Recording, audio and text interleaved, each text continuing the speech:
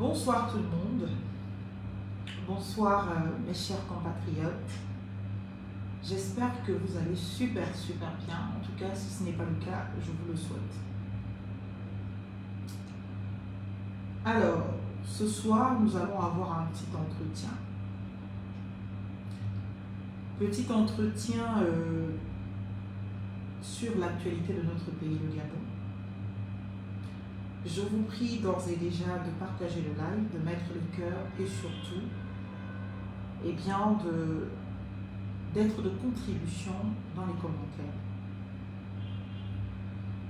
Chers compatriotes, vous le savez, j'étais dans ce décompte avec vous, bien évidemment, du très long séjour sans aucune information du président de la République, M. Brice Clotaire Oligui Nguema, à l'étranger,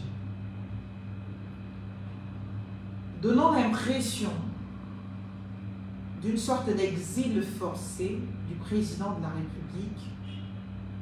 Nous sommes restés sans mots, sans information, sans explication de ce qui aurait pu justifier la présence du chef de l'État hors de nos frontières. Aujourd'hui, il est rentré en catimini depuis hier soir, annonçant déjà la nature de ce qui allait se passer dans ces premières heures au Gabon. Nous avons tous été condamnés aux ténèbres. Et cela a foutu en l'air naturellement notre journée de travail, vous le savez déjà. Nous sommes donc restés de 3 h du matin pour certains hier, pour d'autres 4 h du matin, jusqu'aux environs de 13 h sans électricité et sans eau dans tout le Grand Libreville pour nous annoncer le malheur du retour de notre président de la République après 11 jours d'absence du territoire national, 11 jours d'empêchement sans qu'aucune procédure ne soit initiée tant par le président de l'Assemblée nationale, conjointement avec le président du Sénat ou la présidente du Sénat, tant par, naturellement, vous le savez, eh bien, le vice-président du gouvernement, qui, toutes les trois, en tant qu'autorité, ont cette compétence.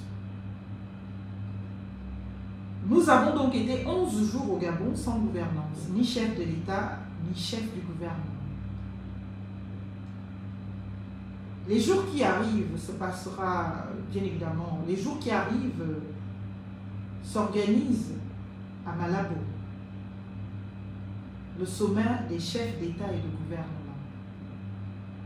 Et là-bas, nous serons aussi représentés uniquement par M.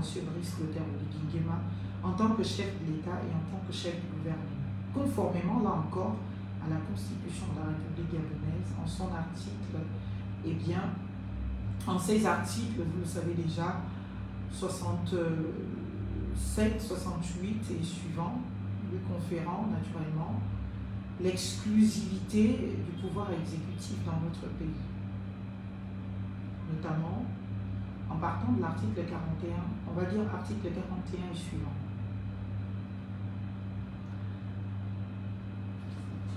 J'ai attendu aujourd'hui l'expression du président de la République. J'ai attendu. Je savais qu'il y avait la cérémonie de remise officielle, eh bien, de l'arrêt de la Cour internationale de justice à M. Brice Clotaire Oligui Nguema. C'est-à-dire que la République arrête de fonctionner. On convoque toutes les autorités politiques du Gabon et même administratives toute une journée, parce qu'à en croire les notes de service dans certaines administrations, certains devaient être à la présidence dès 8 h, dès 10 h, pour une cérémonie qui débutait aux alentours de 12 h. Pourquoi? Pour remettre l'arrêt de la Cour. Arrêt qui est disponible en ligne sur le site officiel de la Cour, c'est-à-dire que si M. Brice Clotaire Oligui s'intéressait un tant soit peu de ce qui se passe dans notre pays, il lui aurait suffi tout simplement de cliquer sur la Cour. Sur le site de la Cour, il tombait sur l'arrêt, il le lisait, il tirait ses conclusions, il décidait de la suite, il donnait les perspectives et on avançait. On part de désinformation en désinformation, de mensonge en mensonge. Il y a quelques jours, alors que nous demandions comment est-ce qu'il était possible que le gouvernement soit silencieux, le gouvernement nous a fait parvenir ce communiqué fabriqué pour Brice Clotaire Oligui Nguema, Monsieur le Président de la République du Gabon, eh bien, qui donc traduisait les prochaines étapes à suivre dans le sens de rendre compte de ce qui se passe au Gabon sur cette affaire avec la Guinée équatoriale au sujet de nos îles.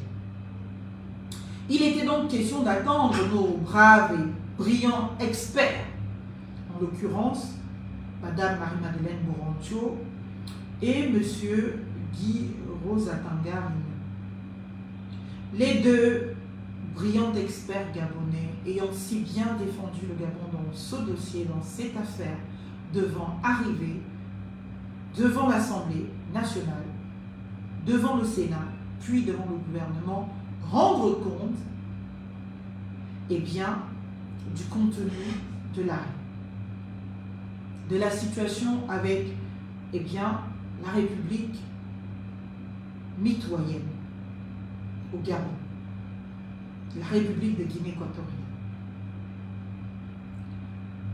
Chers compatriotes, nous avons attendu depuis le 19 mai que cette décision a été rendue. Aucune expression digne du président ne s'est voulu d'extériorisation. Et aujourd'hui, oui, aujourd'hui, alors que nous l'attendons depuis longtemps, aucun mot d'excuse sur cette absence. Rien. Mes chers compatriotes, vous avez constaté que j'ai été absent depuis telle date à telle date.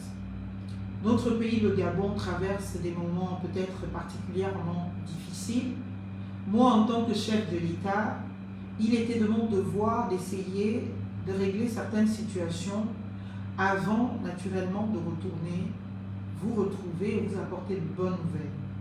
J'ai donc été absent pour telle raison. Je vous prie de nous excuser, naturellement, du défaut de communication, du silence assourdissant que nous avons imposé sur non seulement ma propre situation géographique, mon absence du territoire national, les enjeux de l'actualité de notre pays qui ne vous laissent pas de marbre. Et je vous garantis que dans les prochains jours, chers compatriotes, je prendrai du temps pour m'adresser à vous. Je prendrai du temps pour vous parler de l'actualité pour laquelle vous êtes en questionnement, et un questionnement utile et nécessaire. Et je m'oblige, parce que président de la République, parce que chef du gouvernement, à vous rendre compte dans les détails de ce qui se passe, chers compatriotes. Parce que oui, j'en ai l'obligation constitutionnelle.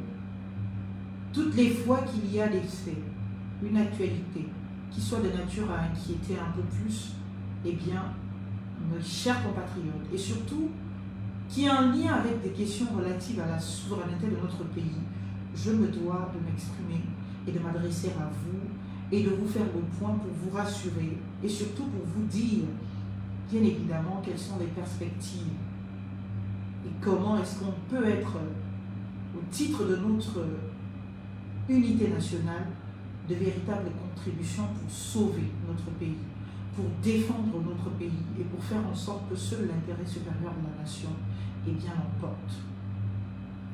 Voilà en réalité, chers compatriotes, le discours qu'on aurait pu espérer au plus profond de notre espoir de reconnaissance de notre citoyenneté, au plus profond de nos rêveries qu'un jour M. Brice Clotaire Oligui Nguema comprenne sa charge, comprenne la responsabilité qui pèse sur ses épaules dans sa conduite de notre vie, de la destinée de nos vies, dans sa conduite du Gabon, dans sa conscience bien évidemment de ce que les citoyens existent et que nous ne sommes pas que de vulgaires sujets et que nous méritons de savoir ce que fait notre président, quand est-ce qu'il le fait et pourquoi est-ce qu'il le fait. Et que lorsqu'il y a des faits graves qui portent atteinte à la mémoire collective, à la morale publique, eh bien, il est de bonne loi, il est surtout de responsabilité étatique, eh bien, qu'un chef de l'État prenne parole et s'adresse à son peuple, explique. Même si après, il y en aura encore qui auront à redire, qui seront là, eh bien, pour critiquer, pour interpréter chaque mot, le passer au peigne fin. Mais Monsieur le Président de la République, vous avez l'obligation de vous exprimer. Vous avez l'obligation de nous rendre compte. Vous avez l'obligation de nous expliquer pourquoi vous avez fait plus de 11 jours hors du territoire national, sans aucune information, partant bien évidemment d'un départ pour assister à une messe inaugurale pour le pape, à un silence absolu de plus de 10 jours de notre territoire absent, sans chef de l'État et sans chef du gouvernement, avec une actualité absolument grave, grave de signification, grave de sens, grave, j'ai envie de dire, pour ce qui fait de nous aujourd'hui un État, grave de ce qui consacre essentiellement notre souveraineté. Et après vous avoir attendu, je me suis dit que peut-être aujourd'hui, à l'occasion de cette cérémonie, vous vous permettrez une expression de responsabilité, de chef de l'État, de chef du gouvernement pour nous dire, peuple gabonais, moi, votre président, je suis aux commandes. Et parce que je suis aux commandes, voilà ce que j'ai fait. Quand est arrivée cette information, voilà ce que j'en ai fait. Voilà où est-ce que nous en sommes. Et voilà comment est-ce que, bien évidemment, je voudrais que vous vous comportiez afin que tous ensemble, nous soyons de grande mobilisation à être utiles pour notre pays, pour défendre ses terres, pour défendre ses territoires et surtout pour nous affirmer eh bien, d'une influence absolument reconnue dans le monde et non de nous soumettre comme c'est le cas aujourd'hui, chers compatriotes.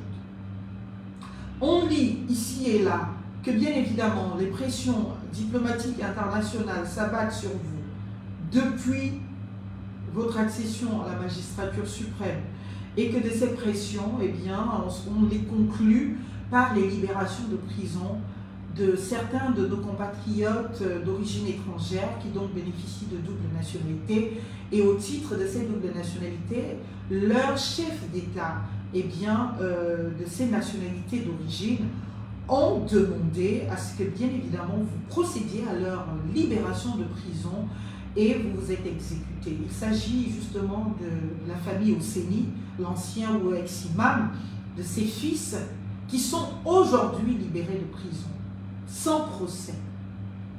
Alors même que Kelly Ondon, lui qui a bien évidemment été jugé, lui qui est en exécution de sa peine, situation dans laquelle vous êtes pleinement compétent au travers des pouvoirs et des prérogatives que vous donne la Constitution de par la grâce, vous pouvez agir efficacement, rapidement, et peut-être même aller jusqu'à l'amnistie qui demain permettra eh bien, à notre compatriote Kelly de recouvrer sa liberté, de retrouver sa famille, ses enfants. Parce que lui aussi, c'est un être humain. Je ne fais pas de parallèle, mais c'est une réalité qui ne peut ne pas offusquer ma conscience absolument patriotique. Le patriotisme, finalement, pour vous, M. Brice Clotaire Oligui Nguema, c'est quoi? Est-ce que vous pouvez expliquer aux Gabonais ce que veut dire le patriotisme aujourd'hui, avec vos mots, votre définition?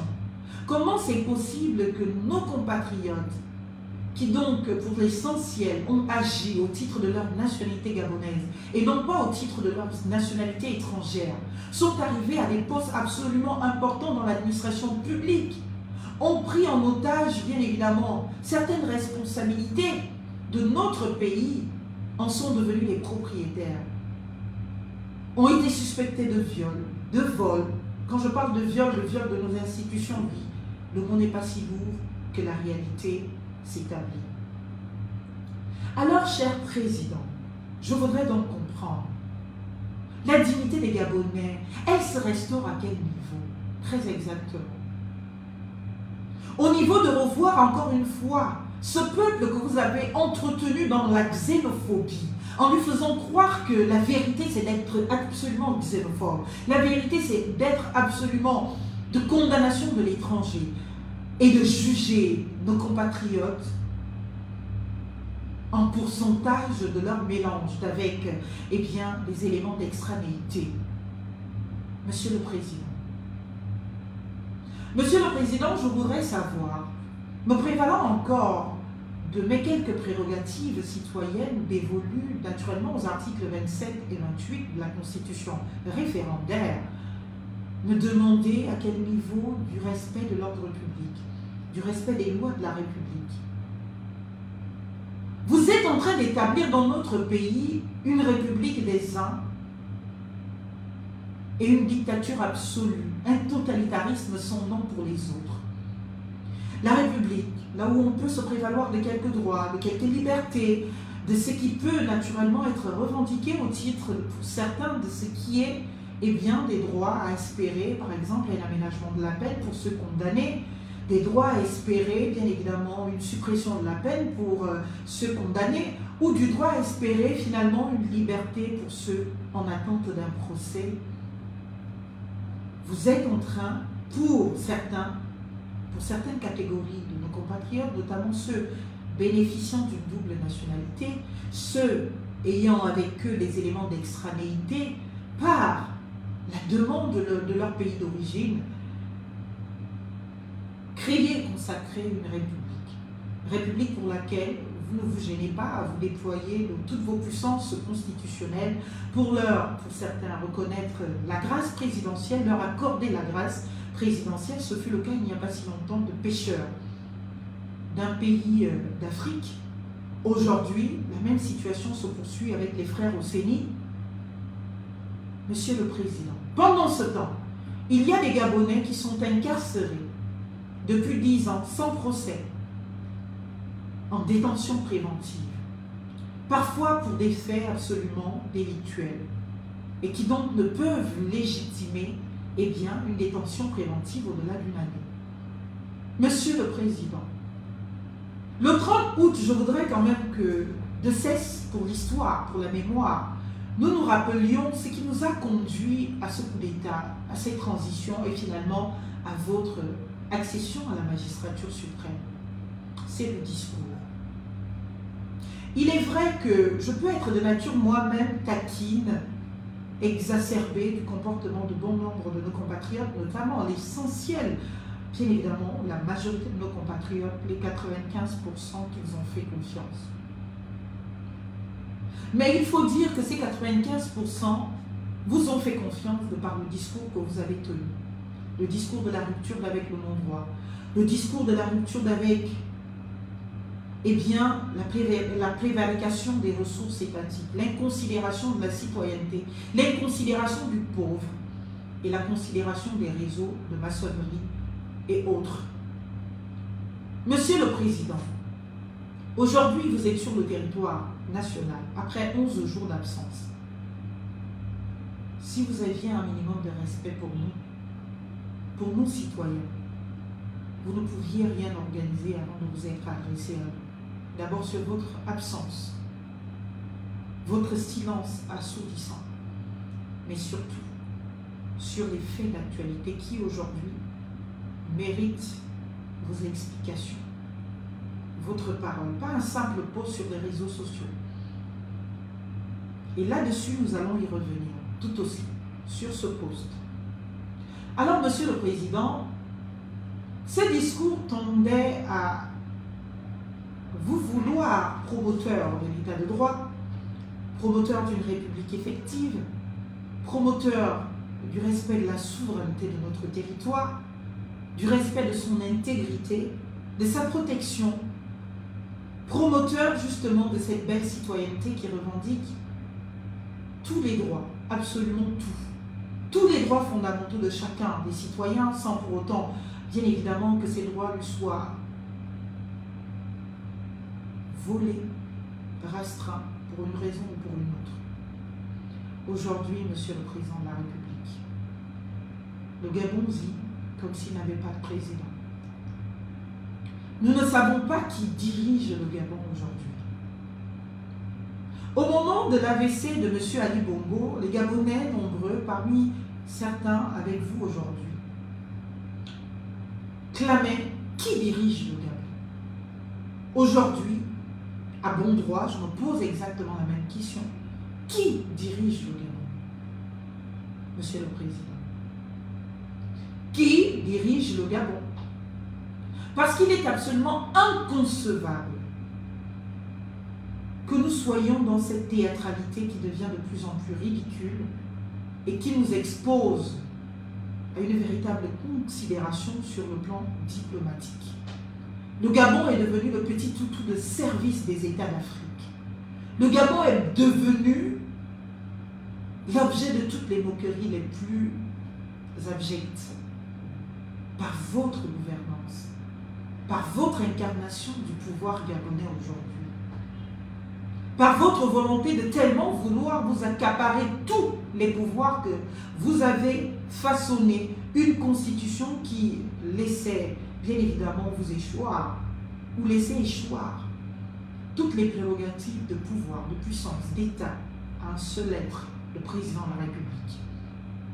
Vous êtes donc aujourd'hui chef du gouvernement, mais vous êtes surtout le président et chef de l'État.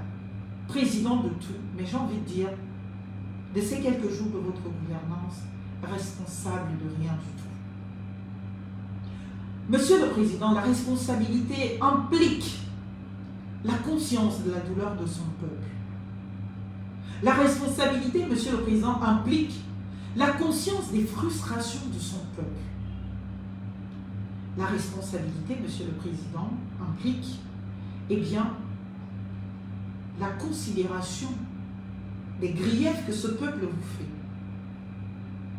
Et cette considération devrait vous amener naturellement à être en capacité de le rassurer, de lui parler, et surtout de lui expliquer le plus simplement possible les choses, et de le rassurer dans le fait que demain ira mieux, en lui donnant les garanties de ce que demain aille mieux, Monsieur le Président. Aujourd'hui, vous n'en prenez pas le chemin. Aujourd'hui, le Gabon est inexistant diplomatiquement. Aujourd'hui, nous sommes en position d'absolue faiblesse que jamais ça n'a existé dans notre histoire. Au-delà de tous les griefs que hier on pouvait se permettre à l'endroit de M. El Hadj Omar Bongo, il n'a jamais été question du Gabon, pour le Gabon, de se montrer aussi petit devant le monde et sur la scène internationale. Aussi petit qu'était de taille, si je me le permets, M. Albert Bernard Bongo, devenu El Hadj Omar Bongo, il a gardé en mémoire collective la statue d'un grand homme. Mais vous êtes grand de taille, mais vous imprimez les débuts de votre mandat, de la statue d'un petit homme, très petit. Et ce n'est pas à la hauteur de notre fierté. Nous, Gabonais, nous sommes un peuple très fier, et vous le savez. Et nous ne pouvons donc pas accepter de nous faire gouverner par quelqu'un qui ne comprend pas cette fierté gabonaise. Et cette fierté gabonaise nous condamne à ne pas accepter que n'importe quel autre pays d'Afrique ou du monde se permette de nous piétiner, de nous soumettre et de nous inconsidérer parce que, bien évidemment, on s'est démontré d'absolue irresponsabilité, d'absolue faiblesse dans la défense de ce que nous avons de plus sacré, nos territoires. On s'est montré en incapacité de négocier, même s'il y avait naturellement des pressions d'autres États étrangers dans ce processus de libération de certains de nos compatriotes qui aujourd'hui courent très vite dans leurs États d'origine après avoir été blanchis par le Gabon, après que le Gabon leur ait tout donné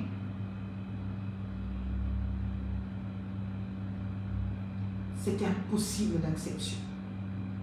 C'est-à-dire qu'ils ont agi en tant que Gabonais. Moi, je ne suis pas contre la double nationalité. Au contraire.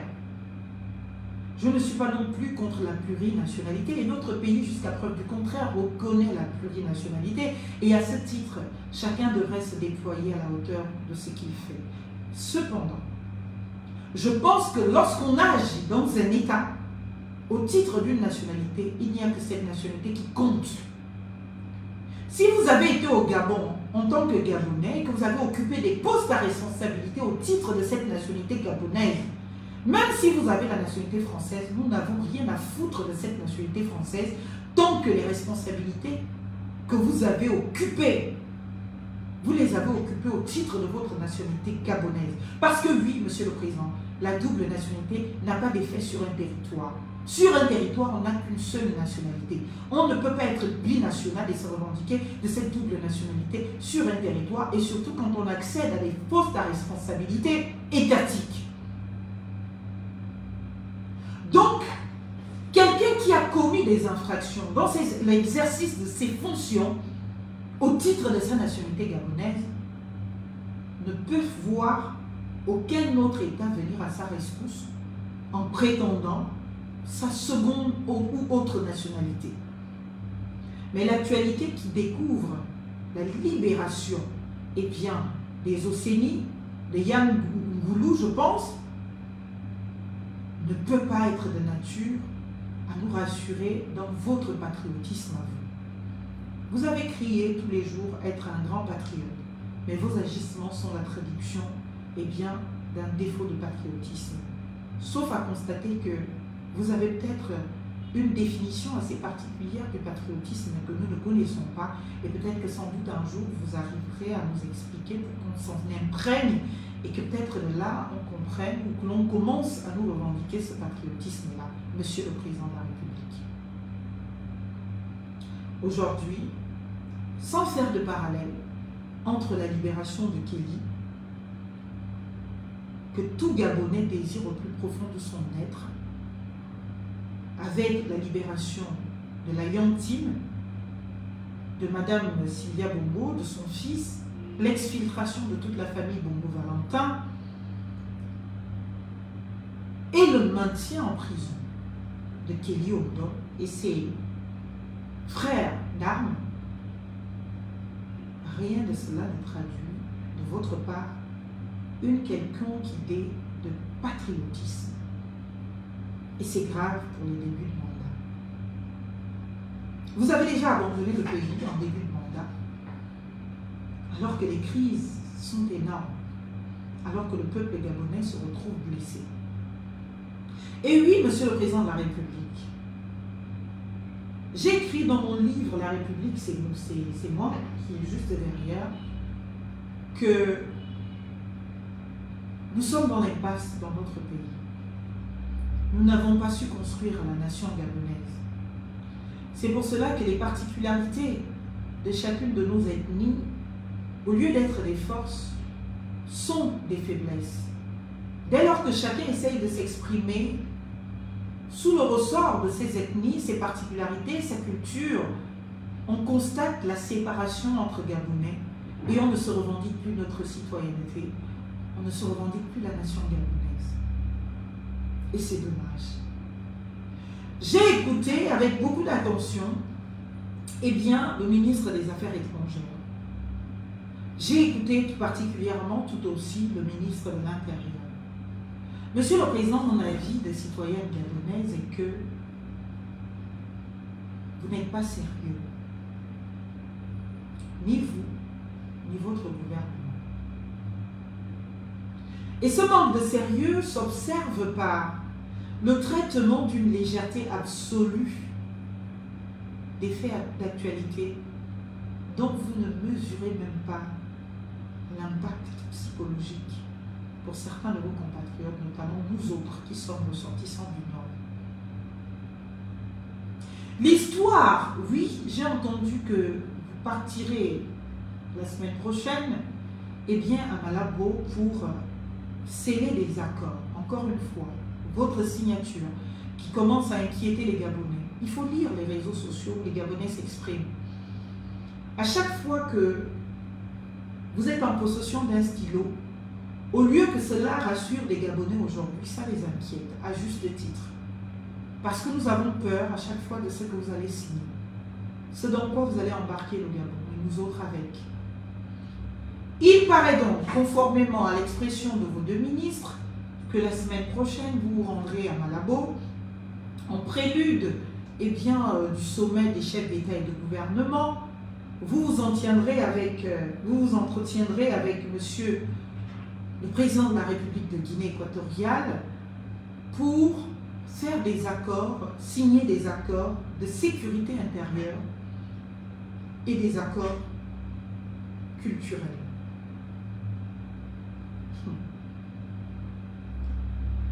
La Guinée équatoriale, monsieur le président, contrairement au Gabon,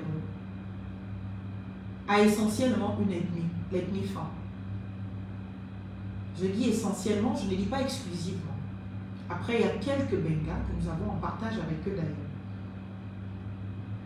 Donc, sur le point, ou du moins du point de vue culturel, faire que le Gabon signe des accords culturels avec la Guinée équatoriale monothéise, excusez-moi l'expression, la culture gabonaise. Vous pouvez nous dire c'est quoi la culture gabonaise aujourd'hui? Monsieur le Président, est-ce que vous êtes en capacité de nous dire c'est quoi l'identité gabonaise aujourd'hui? Parce que bien évidemment, la culture relève de l'identité. Nous faire signer un accord avec la Guinée équatoriale, de culture ou culturelle, c'est accepter qu'avec la Guinée équatoriale aujourd'hui, nous avons une seule culture. C'est laquelle? Vous êtes en capacité de nous la définir? Vous, messieurs les ministres qui en avez parlé? Monsieur le Président, vous êtes en capacité de nous dire c'est quoi la culture gabonaise? Nous laissons même l'aspect de la culture, la sécurité intérieure d'un pays, monsieur le Président. Vous savez, votre principal challenger, monsieur Alain-Claude Bilibizeux, avait dit, je crois à la télévision, lors de l'une de ses interviews, que oui, c'était pendant le référendum.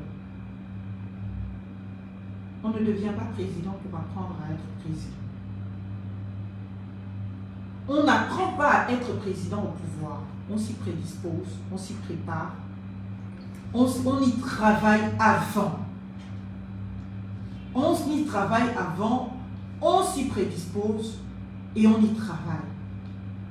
Ce n'est donc pas après avoir prêté serment qu'on va apprendre à devenir président de la République et à savoir les responsabilités dévolues à un chef de l'État, à un président de la République. Parce que je ne sais même pas comment c'est possible que les médias du Gabon relaient cette information sans la critiquer, sans la condamner. L'information selon laquelle, eh bien, au Gabon, nous allons signer un accord avec la République de Guinée équatoriale de sécurité intérieure. C'est déjà reconnaître que la Guinée équatoriale est un pays, sur le plan sécuritaire, plus fort que nous, mieux outillé que nous, mieux armé que nous, mieux formé que nous, d'une part. C'est aussi, dans un second temps, admettre et reconnaître que, eh bien, la Guinée équatoriale, que nous, le Gabon, nous sommes en situation de fragilité sécuritaire, laquelle nécessite, eh bien, l'intervention de puissances étrangères pour nous aider à sécuriser notre pays. Monsieur le Président, c'est très grave. C'est absolument grave. Et vous qui rappelez les rapports historiques dont vous ne semblez pas mesurer de toute leur portée, de toute leur valeur avec la Guinée équatoriale, il aurait peut-être été mieux de vous rapprocher des populations du Walendem pour que ces derniers vous expliquent les rapports historiques que nous avons avec la Guinée équatoriale. Parce que c'est nous qui les connaissons mieux que vous tous. Parce que nous vivons avec eux. Nous partageons les mêmes forêts. Nous partageons parfois les mêmes familles. Soit on épouse là-bas, soit ils épousent chez nous. Et pour l'essentiel d'entre eux, ils étaient nombreux chez nous. C'est ces dernières années, ces 10 dernières ou 15 ou 20 dernières années, que beaucoup sont repartis en Guinée équatoriale, quand ça commençait à aller chez eux. Mais le Gabon fut un temps le paradis de l'équato-guinéen. Le Gabon fut un temps, Monsieur le Président, le paradis terrestre de l'équato-guinéen. Aujourd'hui, c'est à nous d'aller gratouiller la tête à la Guinée équatoriale. Je me rappelle comme hier, ces quelques exaspérations de nos compatriotes qui, quand il y avait une vague de ce qu'on appelle les placements, permettez-moi de en parler, il y avait une vague de placements de nos jeunes compatriotes qui partaient faire des placements, je ne vais pas aller dans les détails, en Guinée équatoriale.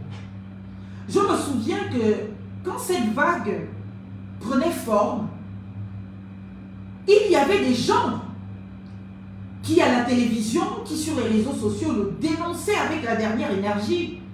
D'autant plus que certains de nos frères, comme vous les appelez, guinéens, se moquaient de nous sur ce fait. Que voilà maintenant les Gabonaises vont se prostituer en Guinée équatoriale. Comment c'était même imaginable un jour que nous les Gabonaises, nous allons traverser la frontière pour aller nous prostituer là-bas. Mais c'est arrivé. Et je pense que pour certains de nos frères et sœurs qui connaissent le passé que nous avons en commun avec la Guinée équatoriale, ça a été une vraie humiliation. Ça a été une vraie honte de considérer que les femmes gabonaises en sont à des années-lumière après l'existence du Gabon en tant que souveraineté, contrairement à la Guinée équatoriale, à l'existence du Gabon en tant que Eldorado, à devoir brousser chemin en Guinée équatoriale pour aller se prostituer. C'était une insulte pour le Gabon. Et ils ne se sont pas gênés à faire quelques petits reportages de dénigrement pour exposer certains de ses compatriotes. C'était déjà une violence. Et c'est une violence parce que nous connaissons notre passé commun. Et on se dit, une Gabonaise ne va pas aller se soumettre à un Guinée équatorial, à un équato-guinéen, et pour de l'argent, pour se prostituer, non. On peut tout faire, même à se prostituer ici au Gabon, pas en Guinée équatoriale, mais c'est arrivé. Pourquoi? Parce que la Guinée équatoriale a été développée. Et le Gabon ne l'a pas été. Parce que la Guinée équatoriale s'est battue pour sa dignité, pour son honneur.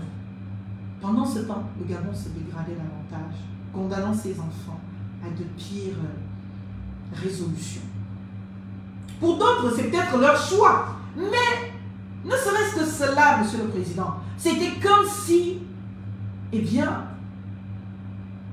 nous nous mettions à genoux. C'était le Gabon qui se mettait à genoux. Et je peux vous assurer que nos frères de la Guinée équatoriale considèrent cela comme ça. Ils s'en vantent. Ils sont prêts, c'est-à-dire qu'ils peuvent payer pour une Américaine 100 francs. Mais ils sont prêts à payer 1 milliard de francs pour une Gabonaise, juste pour l'humilier, parce qu'elle est gabonaise. Est-ce que vous comprenez ça? Est-ce que vous êtes, Monsieur le ministre des Affaires étrangères, avec toute la légèreté, et vous, Monsieur le ministre de l'Intérieur, que vous vous permettez dans le traitement de ce dossier? Est-ce que vous connaissez la réalité, le vécu frontalier Gabon-Guinée équatoriale? Est-ce que vous savez que les Gabonais en Guinée équatoriale, on leur dit de ramasser avec les dents s'ils osent, parce qu'ils sont Gabonais, ne serait-ce que jeter un chewing-gum. J'étais à Bat en 2008. 2008-2009. Nous étions dans un contexte pourtant divin, des activités religieuses. Ma chorale, mon diocèse, ma paroisse, participait à des activités de la cathédrale de Bata. Et donc, le diocèse d'Oyem était allé, la chorale Les Colonnes Divines de Midi, dont j'étais membre, la chorale Don Bosco d'Oyem, et pas mal d'autres chorales. Donc nous sommes partis, Saint-Moïse de Midi aussi, en Guinée équatoriale. Ce qu'ils nous ont fait à Medang, alors que nous avions tous les documents. C'est-à-dire que les Guinéens pour ceux qui vivent vraiment cette frontière-là, où ces rapports ont un vrai passif avec les Gabonais. À juste titre, sans doute, et je ne peux pas le leur reprocher. Ils estiment que les Gabonais les ont esclavagisés. Les Gabonais les ont maltraités. Les Gabonais les ont humiliés. Et donc, toutes les fois qu'eux, ils ont l'opportunité de soumettre un Gabonais, je vous assure qu'ils ne perdent pas cette occasion. Ils le font. Nous sommes partis d'ici avec les évêques. Les autorités religieuses de Bata sont venues à notre accueil, à Medzan. Nous étions en groupe. Nous avions toutes les autorisations bien avant. Nous avons passé toute une journée là, devant la barrière de la Guinée équatoriale. Certains ont même été incarcérés pour avoir seulement posé la question que, mais, nous vous avons proposé, donner tous les documents, les laisser passer tout. Comment ça se fait? On a un concert à telle heure, on doit arriver à Bata, nous sommes en voiture. On nous a gardés là comme des petits chiens. Le calvaire est passé, certains ont été frappés en cellule là. Certains ont été humiliés, certains ont été insultés. À quoi arriver? Nous Gabonais, ils n'ont tonto. Fou le camp. Et puis certains de la frontière, ils parlent français. Beaucoup ont grandi au Gabon. Ils nous ont insultés, humiliés. Et cette animosité-là ne quitte pas nos rapports jusqu'à aujourd'hui. Même si on essaye d'être bienveillant, on essaye d'être... En tout cas, c'est nous qui nous faisons petits quand nous sommes en Guinée équatoriale. On se fait petit pour être accepté.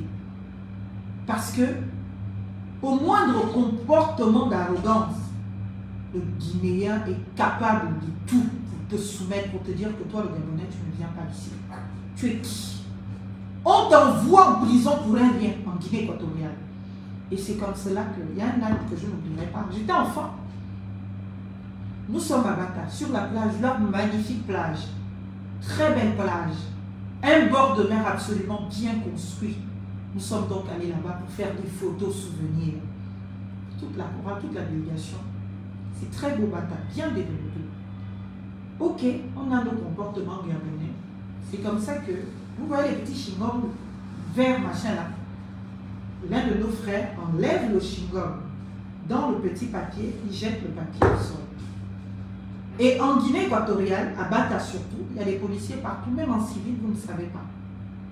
C'est comme ça qu'un policier, bon, après je ne sais pas s'il était vraiment policier, mais nous on a conclu qu'il était policier. Il vient, il dit aux Gabonais de ramasser. Le Gabonais veut ramasser ça, ils savent que nous sommes Gabonais. Il veut ramasser avec ses mains, il lui dit non, avec tes dents. Tu ramasses, avec les dents. Il s'est mis à genoux. Il a ramassé. Heureusement qu'à cette année, il n'y avait pas encore les histoires des réseaux sociaux, des téléphones. Je pense que ça allait être filmé et mis sur les réseaux sociaux pour prouver qu'on soumet le Gabonais. Donc, non, vous ne pouvez pas traiter de ce qui se passe entre la Guinée équatoriale et nous, au-delà de nos liens de famille ou quoi. Quand on parle de souveraineté avec la légèreté que vous permettez, vous ne connaissez pas. Vous ne connaissez pas. Le Gabonais qu'on accepte en Guinée équatoriale, c'est celui qui se soumet. Celui qui ne se soumet pas là. C'est-à-dire que même le simple fait de vouloir défendre tes droits, mon Dieu, ça les énerve à un point. Ils sont capables de tout. Et celui à qui on a fait ramasser avec les dents, le sachet, il est allé en prison. Ah, en plus de cela. Et plusieurs, on a attrapé tout le groupe, on les a mis en prison. Nous sommes partis pour des activités religieuses. Et l'église, la cathédrale de Bata n'est pas loin de là où on était. Donc c'était à pied, on est descendu, on est arrivé là au bord de mer, faire des photos et tout, découvrir la belle ville de Bata. On a été en prison. Il a fallu l'intervention de l'évêque ou de l'archevêque, je ne sais même plus qui, pour qu'on puisse libérer ces derniers de prison. Parce qu'un avait jeté un sachet, un papier de chewing-gum, qu'il a voulu ramasser tout de suite. On lui a dit, il ramasse avec les dents, mais en plus de cela, tout le groupe en prison. Et chaque jour, nos frères, nos sœurs subissent ces humiliations toutes les fois qu'ils traversent la frontière pour aller faire des courses à Mongomo ou à Ebébéine. Vous ne connaissez pas. Demandez aux populations du Nord qui vivent la relation frontalière avec la Guinée équatoriale. Vous ne connaissez rien de cela. Donc, vous ne pouvez pas vous permettre de parler avec autant de légèreté de ces questions. Dire oui, on va créer un accord culturel. Mais c'est quoi l'accord culturel? Mais c'est pour diviser le Gabon. Parce que cet accord culturel va concerner qui? La Guinée équatoriale et le Gabon? Non. Il va concerner les femmes. Les femmes de la Guinée équatoriale et les femmes du Gabon. Et ce qui fait que le Gabon signe un accord avec une communauté du Gabon. Et donc, on consacre la notion de communauté au Gabon. Et qui sont donc, dans leur rapport avec la Guinée équatoriale, non pas en revendication de citoyenneté gabonaise, mais en revendication de leur identité femme. C'est cela que vous voulez créer. Accord culturel entre la Guinée équatoriale et nous. Je ne sais pas. Ou l'accord culturel serait quoi? L'espagnol? Non. La Guinée équatoriale n'est pas propriétaire de l'Espagne. Si vous voulez peut-être créer aussi un accord avec l'Espagne, il faut aller en Espagne et adhérer à une communauté d'Espagne, pas une autre, Monsieur le Président. Donc oui, Monsieur le Président, cette histoire de sécurité intérieure, c'est celle-là même encore, je ne comprends pas. Je ne comprends pas.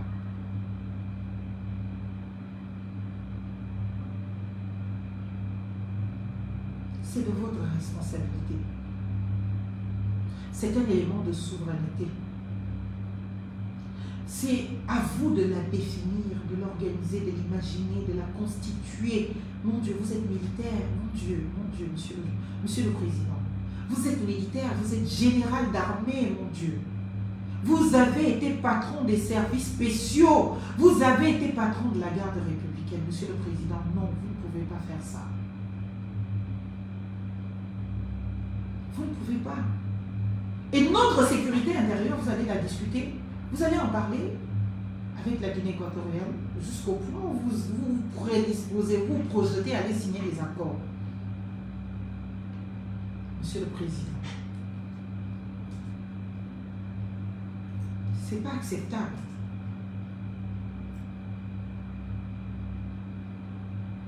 Ce n'est pas acceptable.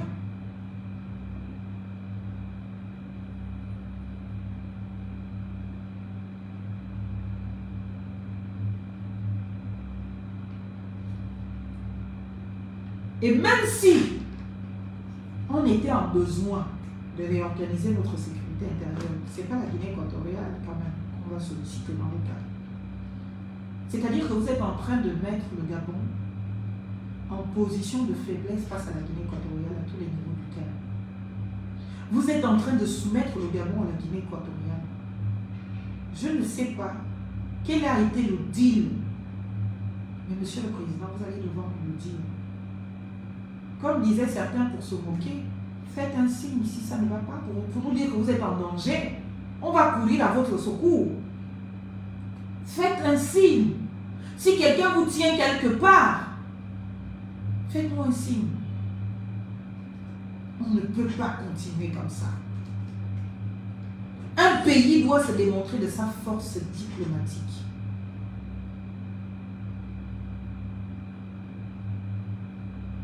Et le langage diplomatique du Gabon aujourd'hui, le message du Gabon aujourd'hui, c'est un message de « je suis soumis ».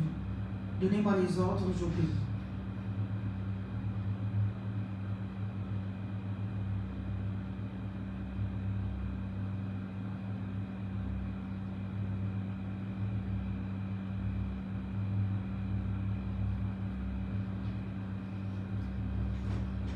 Si notre pays ne peut plus définir de sa sécurité intérieure, et si on a des insuffisances, et qui est, vous parlez de l'historique, et c'est à la Guinée équatoriale qu'on va demander de l'aide.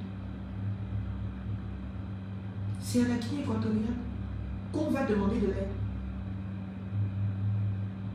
Même si on dit, organisons une sécurité intérieure africano-africaine, il y a des pays tels que l'Afrique du Sud, le Nigeria, mon Dieu, c'est la Guinée équatoriale.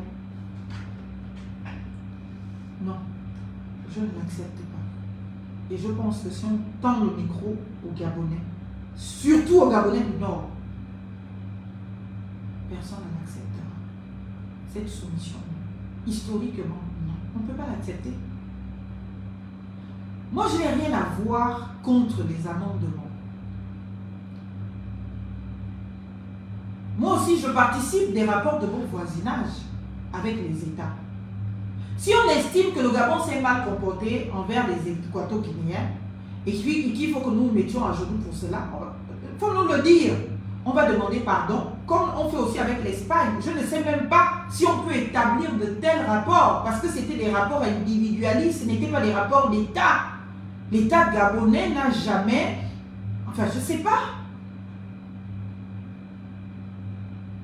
C'est comme tout rapport de personnes qui fuient une situation de misère, de gravité, qui fuient, qui viennent chez vous. Bah, ils prennent ce que vous leur donnez. Ils mangent ce qu'il y a sur ce que vous leur permettez. Nous tous, nous avons des liens avec la Guinée équatoriale. Moi, j'ai un grand-père qui est équato-guinéen. Mais dès lors qu'on a établi que ça, toi, tu es gabonais, je ne suis pas équato-guinéenne, je dois défendre le Gabon.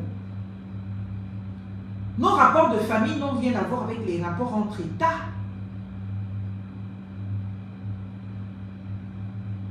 Nos rapports de famille n'ont rien à voir avec les rapports entre États. Le Gabon doit se défendre. Et aujourd'hui, Monsieur le Président, vous ne défendez pas le Gabon. Alors faites-nous un signe. Si vous êtes en danger, on va vous sauver. Est-ce qu'on a le choix? Vous êtes notre compatriote, par patriotisme, on est obligé de vous sauver. Faites-nous un signe. Mais il n'est pas question que nous nous cédions quoi que ce soit. Avec toutes les puissances qui existent au monde, il y a la Guinée équatoriale qui ne peut peut-être même pas se défendre elle-même, que nous allons confier la gestion de notre souveraineté, la gestion de notre sécurité intérieure. À quel prix? Pour soumettre la Guinée équatoriale, vous voulez offrir l'armée gabonaise à la Guinée équatoriale? Si proche, même stratégiquement, vous le pensez comment? Même quelqu'un qui n'a fait aucune école de stratégie militaire, tu te dis, attends, tu ne vas pas confier la sécurité intérieure de ton pays à ton voisin le plus immédiat. Et surtout qu'il y a des vues sur ton pays qui peut t'envahir à n'importe quel moment. C'est-à-dire vous renforcez la sécurité de la Guinée équatoriale. En plus de cela, vous lui permettez de rentrer dans le ventre de votre sécurité et d'être en capacité de vous démettre et de finir avec vous à soi quand il aurait voulu. Et ça, ce n'est pas acceptable, Monsieur le Président. Donc, avant que vous n'alliez signer quoi que ce soit, il faut que vous arriviez, Monsieur le Président, à prendre de votre temps pour rendre public l'objet de l'accord, le texte, tout ce que vous voulez aller signer. Ne signez rien sans nous. Non, vous ne pouvez rien signer sans nous. Nous voulons savoir sur quoi repose l'accord, le contenu de l'accord, mot pour mot. Vous le rendez public sur le site du journal officiel. S'il le faut, on fera des pétitions, des marches, des plaintes, tout ce qu'il faut pour défendre notre souveraineté. Monsieur le Président, nous ne pouvons pas accepter une énième fois que notre pays nous soit volé. Il ne va pas nous être volé. Et nous n'allons rien céder à la Guinée équatoriale. Je dis bien absolument rien du tout. Rien. Nous n'allons rien leur céder. Et quand j'en viens à votre poste d'aujourd'hui, après tout ce temps passé à l'étranger, hors de nos territoires, et que finalement vous décidiez de rentrer, alors que la vacance du pouvoir aurait dû être prononcée, et que vous décidiez de rentrer, Monsieur le Président. Nous tous, nous étions branchés sur le site de la Présidence de la République, sur votre page, en attendant votre expression. Voilà sur quoi nous sommes tombés aujourd'hui. Eh bien, le Président de la République, son Excellence, déjà, veuillez, chers membres de la communication gouvernementale, supprimer votre histoire de son Excellence. Monsieur Oligui Nguema n'est pas une excellence pour un quelconque Gabonais. C'est Monsieur le Président, Brice Clotaire Oligui Nguema, c'est tout. Ça a tout son sens et ça suffit. À la limite, Monsieur le Président de la République, chef de l'État, point. Son Excellence s'est adressé ou s'est dit à des chefs d'État étrangers. Le président de la Guinée équatoriale vient au Gabon, on l'appellera son Excellence, Monsieur Obiangema Bazoum. Quand lui va en Guinée équatoriale, les Guinéens l'appelleront Son Excellence Brice Clotaire Oligui Nguema. Mais sur son territoire, il n'y a aucun formalisme recevable d'excellence dedans. J'ai combattu déjà ce larbinisme-là, ou cette volonté de super. Quand on dit son excellence, ça ne veut pas dire qu'il est excellent. Ça ne veut pas dire qu'il est excellent. Donc, il faut supprimer ça, s'il vous plaît. Le président de la République, Brice Clotaire Oligui Nguema, a reçu ce jour l'arrêt de la Cour internationale de justice dans le différend territorial opposant le Gabon à la République sœur de Guinée équatoriale. Dans toutes les communications officielles de la Guinée équatoriale, vous ne voyez nulle part au Gabon République sœur. En tout cas, c'est sur quoi je suis tombé. Mais nous, on est toujours dans cette familiarité qui ne démontre pas d'un ton ferme de citoyen, de revendication de sa souveraineté. Et on continue. Si la souveraineté des îles bannies, Cocotier et Conga, a été reconnue à la Guinée équatoriale, la délimitation maritime reste à définir. Ça, c'est la présidence de la République qui l'écrit. Donc, peuple gabonais, Monsieur Brice Clotaire Oligui Nguema ne se battra pas. Monsieur Brice Clotaire Oligui Nguema ne vous expliquera plus rien du tout. Monsieur Brice Clotaire Oligui Nguema a accepté que nos 3 îles soient désormais la propriété de la Guinée équatoriale. C'est ce qu'il a écrit noir sur blanc. Deuxième paragraphe de son texte d'il y a 2 heures. Et il dit maintenant il faut déterminer, délimiter, bien évidemment, la mer. Mais il reconnaît. Fidèle à son attachement au dialogue et à la paix, le chef de l'État a exprimé sa volonté d'engager des discussions constructives avec notre voisin dans l'esprit de bon voisinage et de stabilité régionale. Pourquoi? C'est-à-dire que les discussions vont porter sur la délimitation maritime, non pas sur les îles, parce que pour les îles, pour lui, c'est fini. Il accepte et il respecte. Certains me diraient, les décisions de la Cour sont irrévocables, sont insusceptibles de recours, donc il n'avait pas trop de choix, il respecte donc la communauté internationale, et donc il s'incline, il accepte.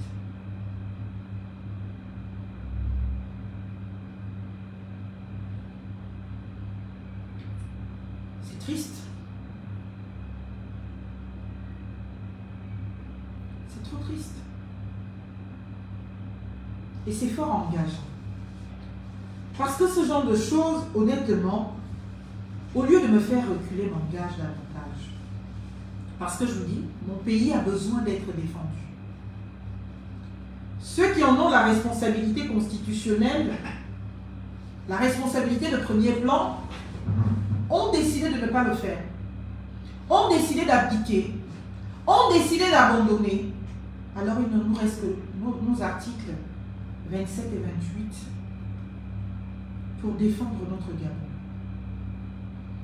pour défendre la République.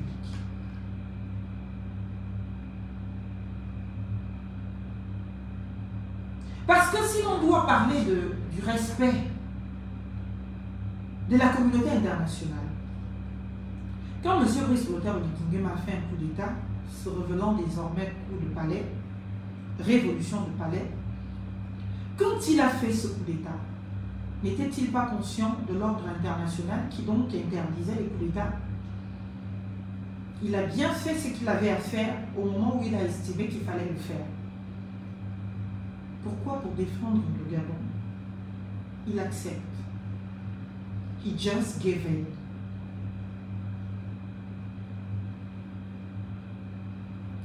How can it be possible? Acceptable. Comment cela peut être possible? Comment cela peut être accepté et acceptable? C'est-à-dire qu'aujourd'hui, Monsieur le Président, Oligui Nguema, qui nous a dit qu'un chef n'abdique pas, un chef va au front, se bat pour les siens, nous apprend que non, la Cour a rendu sa décision, on n'a pas d'autre choix, on l'applique et puis c'est tout. La Guinée a gagné. Maintenant, ce qui reste, c'est la délimitation maritime. On va voir comment on l'a fait. On va donc engager les négociations dans le sens, bien évidemment, de rapport de bon voisinage. Voilà ce que dit, eh bien, M. Brice Clotaire Oligui Nguema. Cher Brice Clotaire Oligui Nguema, cher Président, je voudrais, avec toute la bienveillance possible, non pas vous dire ma déception. Moi, personnellement, je ne suis pas déçu. Parce que vous savez que je vous connais. Je vous ai écouté, je vous ai lu. Et je sais le genre de personne que vous êtes. Et je n'en attendais pas vraiment de vous. Mais bon, on se dit quand même, s'il y a une chose à laquelle il a tenté de se montrer fidèle, c'est sa qualité de militaire. Au-delà de toutes les règles du statut des militaires violés, il y a quand même une réalité, un fait. C'est que ce monsieur a dit qu'un chef n'abdique pas. Parlons d'Ali Bongo. Mais Monsieur le Président, pourquoi vous aujourd'hui vous abdiquez? Pourquoi? Pourquoi vous abdiquez aujourd'hui alors que vous avez toutes les cartes en main? Peuple gabonais, si le président Oligui Nguema décide de finalement abandonner, comme c'est écrit sur leur site là, sur leur page Facebook, vous devez comprendre qu'il avait la possibilité de se défendre. Il avait la possibilité de se battre. Il avait la possibilité de défendre notre Gabon. Mais qu'il a fait le choix, pour des raisons que lui seul connaît et que nous autres ne connaissons pas, eh bien, de soumettre le Gabon à la Guinée équatoriale, de soumettre le Gabon à monsieur, eh bien, Obiangema Bazoua, de soumettre notre pays et son peuple. Et qu'il a décidé délibérément d'offrir ces 3 îles à la Guinée équatoriale pour des raisons que lui seul connaît. Parce qu'il est absolument impossible d'entendement d'admettre que, oui, peuple gabonais, je vous le dis, les décisions de la Cour internationale de justice sont insusceptibles de recours. Mais il faudrait que l'on vous explique de quel recours parle-t-on. Dans les systèmes juridictionnels, les recours sont généralement, eh bien, des procédures qui permettent le réexamen du dossier au fond, dans un premier temps, ou du réexamen du dossier dans l'application des normes. C'est pour cela que dans les ordres juridictionnels, on va parler de faire appel. L'appel consiste, bien évidemment, en une opportunité de rejuger l'affaire avec les mêmes faits, mais devant une autre juridiction, qui donc réappréciera de la qualification des faits et pourra être en condition, après qualification, de condamner ou de relaxer. Alors, après l'appel, il y a une autre procédure de recours, c'est le pourvoi en cassation. En cassation, on ne va pas aller se focaliser sur les faits. On va maintenant voir si la règle de droit a été convenablement appliquée aux faits. Donc le problème ici en cassation ne va pas être de requalifier les faits.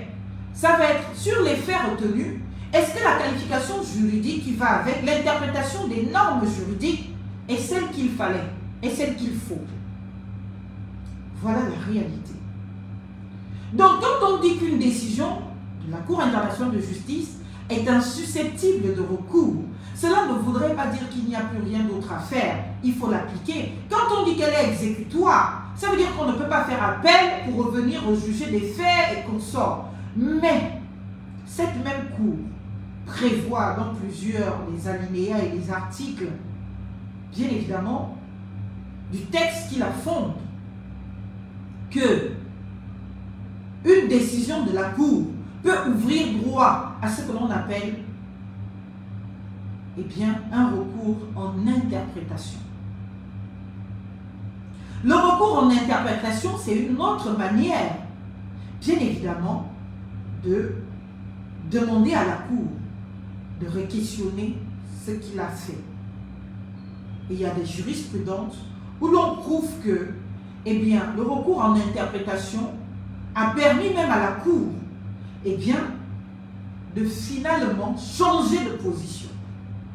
Parce que, en donnant l'opportunité par un argumentaire, une plaidoirie bien construite, argumentée, avec des exemples jurisprudentiels, de doctrine et autres, la Cour sera en capacité de se dire, ah tiens, il m'a peut-être manqué plus de temps pour aller fouiner de ma jurisprudence, de la doctrine, de ceci, de cela, pour apprécier de cette affaire.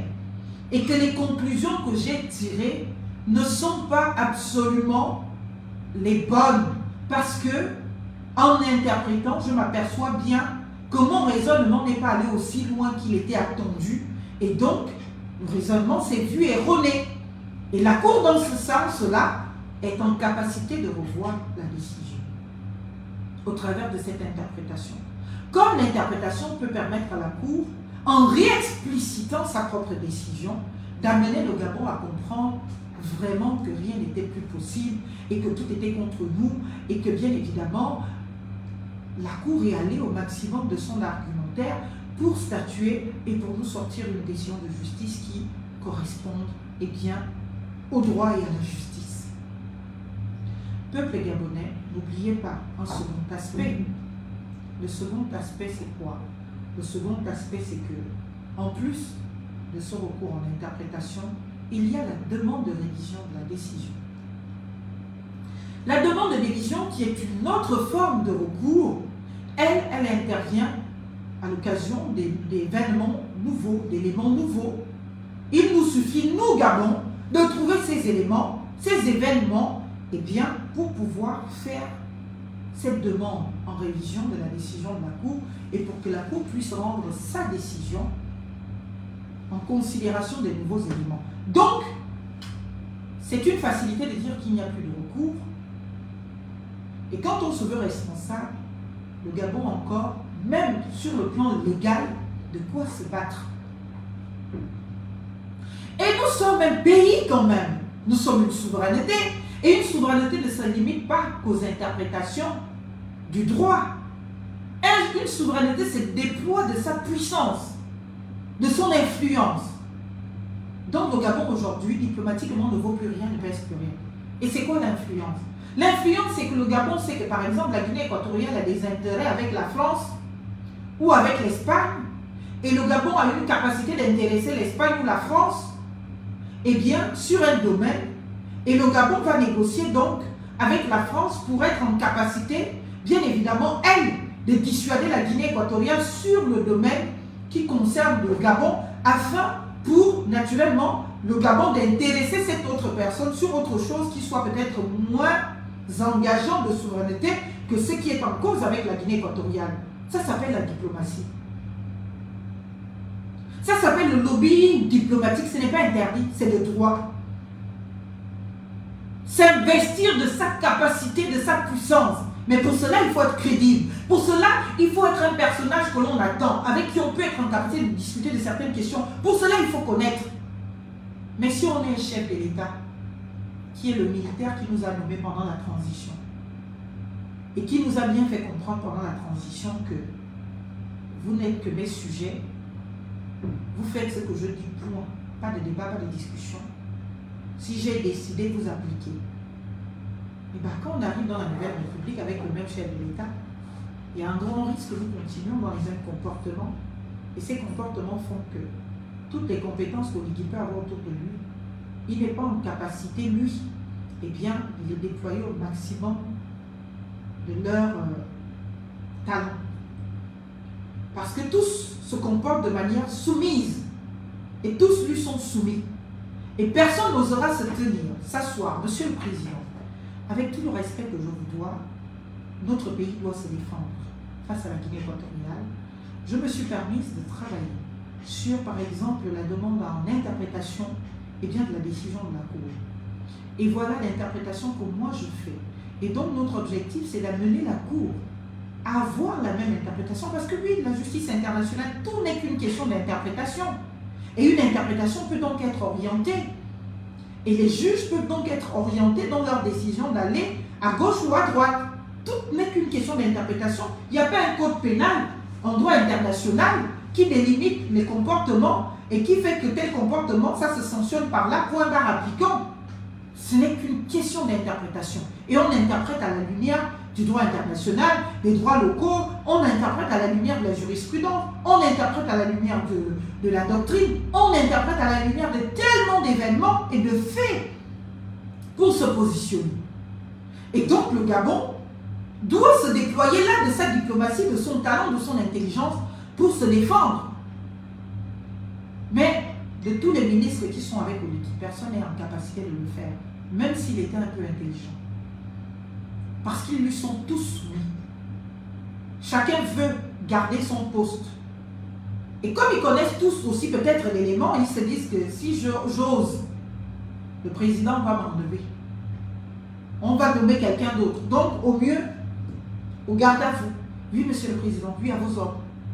C'est-à-dire que même là où vous voyez que le président est en train d'enfoncer tout un pays, vous n'allez pas oser lui dire, monsieur le président, sur ce point, ce n'est pas possible que nous fonctionnons comme cela. Il serait peut-être envisageable de regarder l'affaire comme cela. Monsieur le président, avec tout le respect, même si vous mettez toutes les formes de l'arbinisme et autres, monsieur le président, avec tout le respect que je vous dois, j'ai travaillé sur les différents recours disponibles pour le Gabon dans le cadre de cette décision de la CIJ et j'ai finalement trouvé que nous avons une belle opportunité d'introduire un recours en interprétation de cette décision. Parce que, regardez, monsieur le président, l'interprétation que je me suis permise, au vu de cette interprétation, nous sommes en capacité, bien évidemment, d'amener la Cour à réapprécier l'interprétation qui l'a amené à la conclusion rendant la Guinée équatoriale victorieuse de ce procès. Et nous aimerions, monsieur le président, naturellement, que vous nous permettiez de pouvoir introduire ces recours. Parce que oui, je vois sur les réseaux sociaux beaucoup de Gabonais qui disent « Mais Maître Essola, vous étiez où pour défendre le Gabon? Oui, mais pourquoi vous n'êtes pas allé défendre le Gabon? Pourquoi vous n'êtes pas allé faire les commentaires là-bas? Mais peuple gabonais, on ne se lève pas de son bureau ou de sa maison pour dire je pars défendre le Gabon devant la Cour internationale de justice. C'est un choix du président de la République. C'est une décision du président de la République. C'est lui-même qui convoque ses intellectuels, il les regarde et se dit bon tiens, Marlène, je ne l'aime pas beaucoup parce qu'elle ne m'aime pas beaucoup peut-être, ou bien elle m'emmerde un peu trop, mais on peut garder la reconnaissance et le respect de son talent, de sa maîtrise du droit, de ses compétences et de son patriotisme, de sa dévotion au Gabon. Je pense que, même si elle refuse 10 000 fois, je vais insister, je vais lui dire, Marlène, qu'on a besoin de vous pour le dossier de l'île Mali. Il faut, pas moi, c'est le Gabon qui a besoin de vous, votre pays. Vous dites que vous êtes patriote, voilà, c'est votre pays. Donc, je ne me lève pas de mon bureau pour dire je vais aller défendre le Gabon. C'est le président qui choisit les gens qui vont représenter le Gabon. C'est le président qui choisit les gens qui vont défendre le Gabon. Et quand les résultats sont là, les carottes cuites, et là vous voulez venir nous reprocher, nous, pourquoi on ne l'a pas fait avant? Nos existences sont là depuis. Il a choisi les gens à qui il a confiance. Alors que quand il s'agit d'un Gabon, même si tu n'as pas confiance en quelqu'un, mais si tu reconnais que la personne a quand même les capacités de défendre le Gabon, tu mets la personne soit en responsabilité ou de contribution. Mais ça ne s'est pas fait. Donc, nous nous reprochons de rien. S'il y a un seul responsable, c'est M. Brice Clotaire Oligui-Nguema. C'est lui qui a décidé de relancer l'affaire.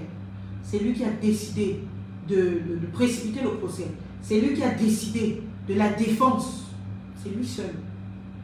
Et personne d'autre. Ni le pouvoir passé, ni qui que ce soit d'autre que vous voulez inventer dans la liste des coupables. C'est M. Brice Clotaire Oligui-Nguema qui est coupable et qui est responsable de la décision qui a été rendue. C'est lui qui a sélectionné les gens. C'est lui qui a choisi qu'il va là-bas. C'est lui qui a défendu le Gabon. Et si c'était positif, c'est lui qui allait en récolter les lauriers. C'est lui qui allait en être le premier bénéficiaire. Vous voyez même qu'on va jusqu'à célébrer un échec. Jusqu'à M. Rosatanga sourit, il est content, il fait la photo, il remet la décision d'échec du Gabon. Il rit.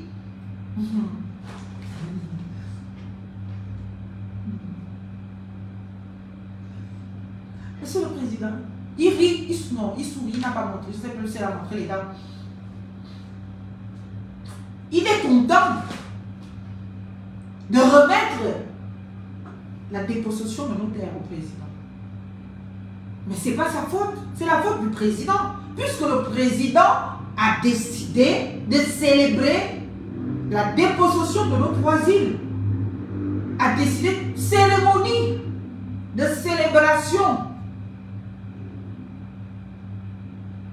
C'est-à-dire que les histoires de la transition, on va continuer avec ça dans la République.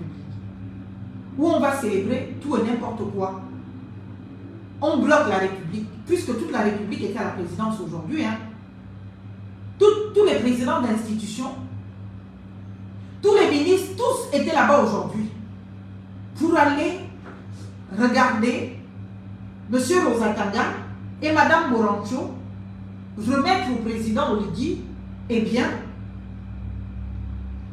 l'arrêt de la Cour internationale de justice sur l'affaire de nos îles. Et on est là, on applaudit, on regarde, on est heureux, on est content. Non, peuple gabonais, ça ne peut pas continuer. Ça ne peut pas continuer et ça ne doit plus continuer. Ça ne doit plus se faire. S'il vous plaît, notre pays a besoin de nous. Notre pays a besoin de nous.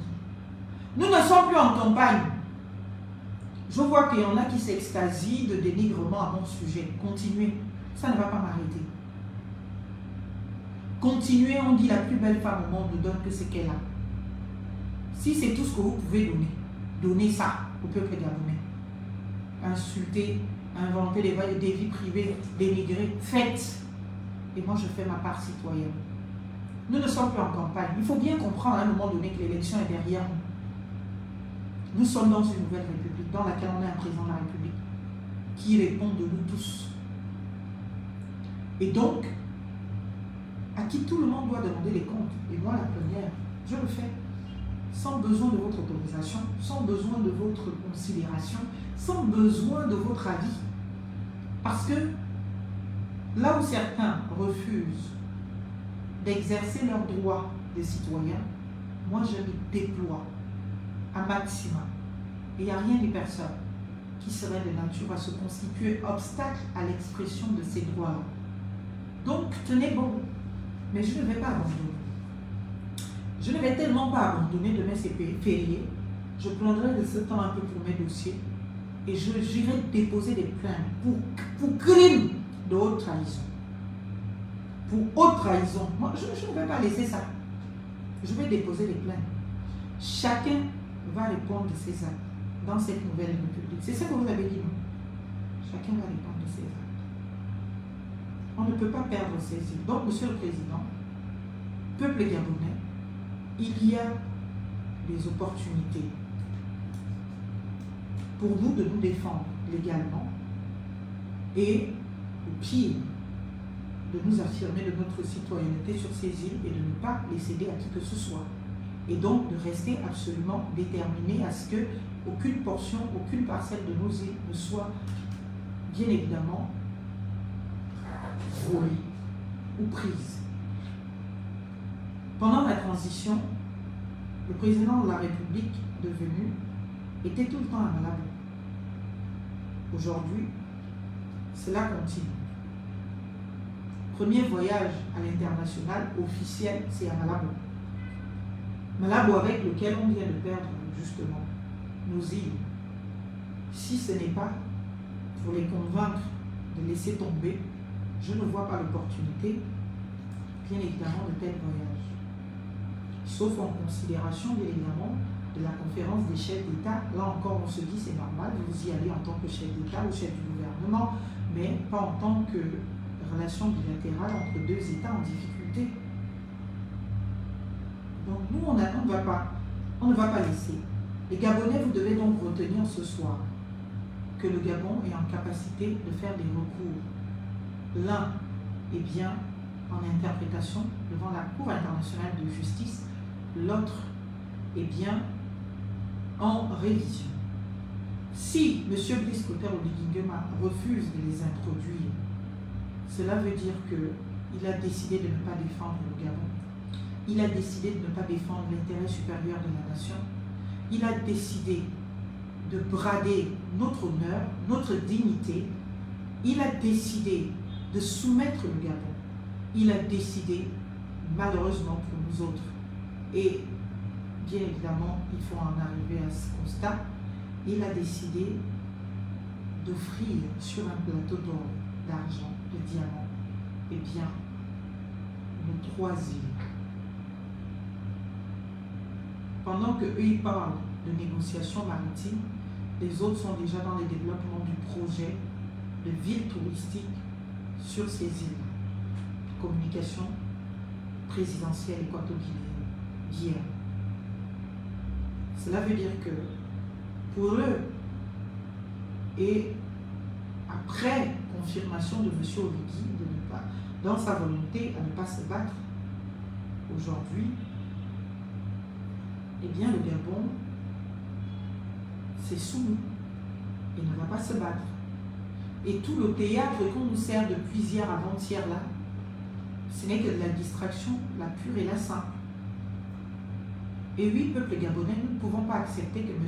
Ali Bongo, ancien président du Gabon, ait été exfiltré du Gabon sans que M. Oligui Nguema ne s'exprime là-dessus. Chers médias de la République gabonaise, le peu de liberté qu'il vous reste, je vous prie de l'utiliser pour demander à M. Brice Clotaire Oligui Nguema. C'est vous le 4e pouvoir. Prenez-en conscience. De lui demander de nous rendre des comptes sur l'exfiltration de la famille Bongo. Nous voulons savoir. Nous voulons aussi savoir ce qui se trame entre lui et Sassou Nguesso, Noureddine Bongo. Parce que c'est notre président, c'est devenu notre propriété. Il n'est donc plus question qu'il aille se retrouver dans des réunions occultes avec des uns et des autres, sans pour autant que le peuple ne sache de quoi cela retourne et à quoi cela nous engage. Et aujourd'hui, clairement, nous avons peur. Je pensais que le but était de mettre les Gabonais à l'abri de la peur, comme le scandaient certains hier, et à l'abri du besoin. Le besoin devient de plus en plus grandissant, si ce n'est asphyxiant, et la peur, pareil. Et nous n'allons pas laisser. Le communiqué ce jour de la présidence de la République sur leur site, page Facebook, nous dit le vin est tiré, il faut le boire. La Guinée équatoriale a gagné, avançons. C'est ce que M. Oligui dit. Et moi, Marlène Fabienne et Soleil Fontaine, moi, maître Marlène Fabienne et Soleil Fontaine, je dis, aucun vin n'est tiré et nous n'allons rien boire du tout. Nous allons défendre notre pays. Nous allons le défendre. Et je le réaffirme, s'il faut même le défendre contre M. Oligui Nguema, nous allons défendre ce pays contre M. Oligui Nguema. Parce qu'il faut à un moment donné que nous arrivions à une conscience. M. Oligui Nguema n'est pas au-dessus du Gabon. Ses volontés ne sont pas au-dessus du Gabon. Il est au service des Gabonais et du Gabon. Et s'il viole son serment selon lequel il s'oblige à protéger le territoire national, nous n'allons pas le laisser faire. Nous allons le contraindre à le respecter et engager des poursuites judiciaires s'il le faut contre lui pour la violation de son serment. Donc oui, nous avons nos droits en tant que citoyens. Et ces droits-là, nous devons les utiliser. Absolument. Nous devons les utiliser. Voilà le serment du président de la République. Article 45 de la Constitution référendaire.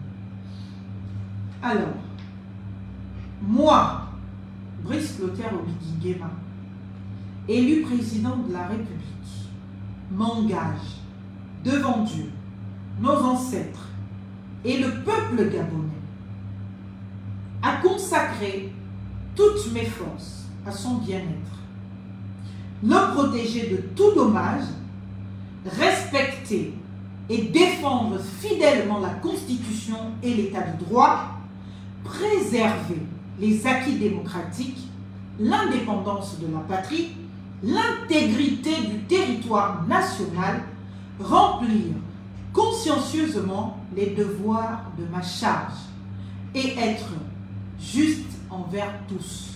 Je le jure. Voilà le serment du président de la République. Et M. Brice Clotaire Oligui Nguema a prêté serment.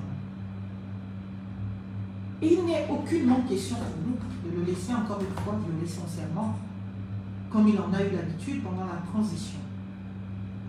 Il n'y a plus rien qui justifie aujourd'hui une quelconque violation du serment de la part de M. Brice Clotaire Oligui Nguema. Je dis rien, absolument rien du tout. Il doit aujourd'hui assumer son serment. Il doit aujourd'hui, je le dis, je le répète, assumer son serment. Et défendre l'intégrité de notre territoire, c'est défendre les îles, c'est défendre Bani, c'est défendre Konga, c'est défendre Corisco. Parce qu'il n'est pas question. Et de toutes ses forces, il n'a même encore rien essayé. Il n'a rien commencé. Il n'a rien épuisé comme voie de recours disponible, même si l'appellation recours peut être excessive, considérant le jargon juridictionnel habituel. Mais ça reste des voies de recours. Donc, je vais me permettre moins d'interprétation aujourd'hui et considérer que, bon, c'est peut-être un mal dit, non pas un non-dit, un mal dit de la part de la présidence de la République dans son expression de ce jour au sujet de ces îles, notamment dans son communiqué relatif à l'événement, à la cérémonie portant remise officielle de la décision de la Cour internationale de justice à M. Brice Clotaire Oligui Nguema, président du Gabon. Et j'espère que demain, ou après-demain, il se prononcera, il s'exprimera, non seulement sur l'exfiltration des Bongos, mais aussi et surtout sur cette affaire de l'intégrité de notre territoire. Et surtout, qui se retrouve davantage menacé, conformément à l'expression du ministre de l'Intérieur, tant du côté du Congo, bien évidemment, dans la province du Haut-Ogooué, que du côté de la Guinée équatoriale, tant dans la province du Walenter que dans la province de l'Estuaire, au travers de Kokobiche et autres. Et peut-être plus tard, du côté du Cameroun, et bien dans la province du Walenter tout aussi. Ce sont des questions strictement sérieuses et qui donc requièrent de nous tous un sérieux de cathédrale quand on se permet de s'aventurer dans leur traitement. Et j'espère que nos chers compatriotes oseront aujourd'hui recouvrer un peu de leur citoyenneté, s'y déployer et sauver notre pays contre toute malheureuse volonté de soumission de ces derniers. Le Gabon est éteint sur la scène diplomatique aujourd'hui. Le Gabon n'existe pas. Encore vous me direz, ne vaut un pays que ce que vaut celui qui a sa tête. Monsieur Oligui, en cherchant les adoubements de la terre entière, a posé les bases de sa soumission. Et aujourd'hui, la soumission du Gabon. Et sa voix ne peut plus se permettre cette liberté de souveraineté, cette liberté souveraine, à s'affirmer de la défense de son indépendance et des intérêts supérieurs de la nation gabonaise. Parce que peut-être beaucoup trop compromis dans ses relations avec d'autres chefs d'État, d'autres souverainetés, pour son absolu besoin de se présenter à l'élection présidentielle d'être reconnu après son élection présidentielle. Mais nous ne pouvons pas, malheureusement pour nous et pour lui, eh bien accepter que l'on trompe l'honneur de tout un Gabon contre les désirs absolus d'un individu. Je pense que M. Brice Clotaire Oligui-Nguema lui-même l'a dit, personne n'est au-dessus du Gabon, même pas lui. D'autant plus qu'aujourd'hui, toutes les raisons pour lesquelles il aurait pu être le héros national, eh bien, se sont découvertes de mensonges, de fourberies, de manipulations. Parce que dire que je fais un coup d'État pour enlever les bobos au pouvoir parce qu'ils ont volé et tout, pour les faire payer et se retrouver tous les bobos dehors, en liberté, en jouissance, en vacances, pendant ce temps, d'autres Gabonais qui ont osé défendre l'intérêt supérieur de la nation, comme Kelly Ondo, avec leur lot de non-droit, eh bien, se retrouvent en prison. Et ceux pour qui ou contre qui on a décidé de faire un coup d'État sont en totale liberté, sans jugement, sans répondre de leurs actes. Fini l'affaire judiciaire, fini le pénal, fini tout. Ils ne rendront des comptes nulle part et chez personne. Et cela révèle deux choses. Soit tout ce qui a été dit à leur encontre était un pur mensonge pour endormir le peuple gabonais, bien entretenu dans la haine de ces gens, pour justifier plus tard ce qui s'est fait. Soit ces gens ont vraiment été les coupables de ce qui leur est reproché, même dans l'opinion publique, et que M. Brice Clotaire Oligui-Nguema a pris l'engagement de les protéger, de les défendre, de les sécuriser, en admettant leur exil. Alors que rien ne l'y obligeait, sauf l'île occulte auquel les Gabonais n'ont pas pris part et dont nous ne sommes pas informés et ne connaissons pas les tenants et les aboutissants. Je pense que notre pays mérite mieux. Et sans être dans un quelconque discours de partisanerie à dessous, je voudrais que chacun de vous questionne sa conscience si on en est encore capable, au-delà de l'euphorie du 30 août, au-delà de l'euphorie de la période de transition, au-delà de nos organes à mettre sur la table. J'en appelle à la conscience de ceux qui peuvent encore se le permettre au Gabon, de tout un chacun, pour véritablement questionner le Gabon, la gouvernance de notre pays sous l'ère Oligui-Nguema, depuis son accession à la magistrature suprême. Pour vous, les spécialistes de sauvons-le, le patron est mal entouré, tentez-vous. Si ça marche, tant mieux pour tout le monde, et surtout pour le Gabon. Mais pour nous autres, qui croyons que c'est difficile de changer quelqu'un qui a une manière de fonctionner et qui croit que cette manière est la bonne pour tout le monde, et qui n'a d'autre conviction que la force de la dictature, et pour se conclure en ce que j'appelle bras de fer sans biceps, c'est-à-dire vous parlez fort, mais vous ne faites peur à personne au final, parlant d'autres souverainetés qui sont tous en condition de vous soumettre jusqu'à, il se dit, que le Bénin même oblige M. Oligui-Nguema à libérer l'imam d'origine béninoise, Hussein. Et ils sont libres aujourd'hui. Après tout ce qu'ils ont fait, le détournement de l'hôtel Rendama, si c'est à 10 000 francs ou à je ne sais plus combien de francs, pour ne citer que cela, la gabégie, la prévarication des ressources étatiques, sans procès, sans rien, on dit que vous êtes libre parce qu'il y a eu une influence d'un chef d'État étranger. Comme toute relation, même humaine, on vous achète au prix auquel vous vous vendez. Vous vous vendez cher, on vous achète cher. Vous vous vendez moins cher, on vous achète moins cher. Je voulais terminer par là en disant, je ne dirais pas que je suis déçu de vous, M. Brice Clotaire Oligui-Nguema. Je dis plutôt que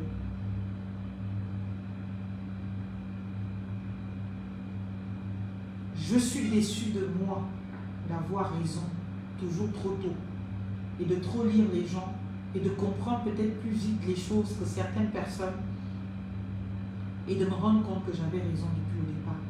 Et ça m'affecte. Parce que je savais que j'avais raison. Je l'ai extériorisé pensant que bon, ça pouvait alerter quelqu'un et ça pouvait amener quelqu'un à changer. Mais au-delà de l'avoir extériorisé, sauf m'attirer les foudres de tous vos défenseurs absolus, qui n'ont plus d'objet alors que nous sommes dans une nouvelle république aujourd'hui et que personne n'est en élection, je trouve quand même assez difficile d'accepter que j'ai eu raison aujourd'hui. Et que la majorité des Gabonais ne l'ait pas vu. Parce que je ne voudrais pas avoir raison. Pour juste dire oui, je l'avais dit, j'avais prévenu, je l'ai dit, j'avais prévenu. Non, cela ne m'apporte rien du tout. Cela ne m'apporte absolument rien du tout et au contraire, je voudrais ne pas avoir raison pour que ce qui est fait soit bien et dans l'intérêt supérieur de la nation. Mais quand les choses que je dénonce finissent par se réaliser et que demain on se pose des questions, alors que je l'avais dit, je l'avais prédit, c'est compliqué. On se dit, mais comment ce peuple n'arrive pas à saisir parfois la chance d'entendre la voix de la vérité, même si cette vérité dérange, elle pique les yeux, elle ne va pas les percer. Il n'y a rien de ce que je dis qui peut tuer quelqu'un. Ça peut vous piquer les yeux, mais ça ne va pas percer vos yeux. Mais si vous prêtiez une seconde, une oreille attentive à ce que je dis, que vous preniez cela en considération et que vous essayiez et bien de mettre en pratique cela, je vous assure que tous on se porterait très très bien. Mais malheureusement aujourd'hui,